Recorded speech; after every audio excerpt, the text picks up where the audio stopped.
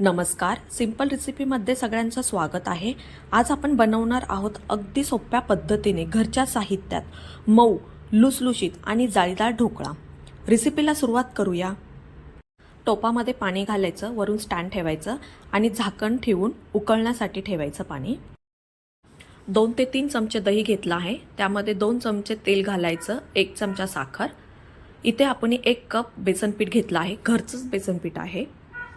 चाळून घ्यायचं व्यवस्थित। त्यामध्ये 2 चमचे रवा घालायचा, थोडंसं मीठ घालायचं, अर्धा चमचा हळद घालायची। हे व्यवस्थित आपल्याला मिक्स करून घ्यायचं आहे। त्यामध्ये जसं पाणी लागेल तसं घालायचं, थोडं थोडं, जास्त पातळ नाही करायचं, अशा प्रकारे झालं पाहिजे। त्यामध्ये अर्धा चमचा बेकिंग पावडर, अर्धा चमचा बेकिंग सोडा घालायचा, वरून 1 लिंबाचा रस घालायचा। व्यवस्थित मिक्स करून घ्यायचं। हे पहा किती छान फुगला आहे ना। ढोकळा आपण कुकरच्या भांड्यामध्ये बनवणार आहोत। कुकरच्या डब्याला वरून तेल लावून घ्यायचं, जे मिश्रण आपण मिक्स करून ठेवलं आहे ते त्यामध्ये घालून घ्यायचं, वरून थोडीशी लाल मिरची पावडर घालायची। टोपामधील पाणी गरम झालं आहे, सावकाश त्यामध्ये ठेवायचं, वरून झाकण ठेवायचं। ढोकळा बनण्यासाठी इथे 10 ते 12 मिनिटं लागणार आहेत। तोपर्यंत आपण कढईमध्ये फोडणी देणार आहोत। 2 चमचे तेल घालायचं, जिरे मोहरी घालायची, हिरवी मिरची, लसूण आणि कढीपत्ता। फोडणी झाल्याच्या नंतर त्यामध्ये अर्धा ग्लास पाणी घालायचं, 1 चमचा साखर घालायची आणि व्यवस्थित उकळून द्यायचं 1 ते 2 मिनिटं।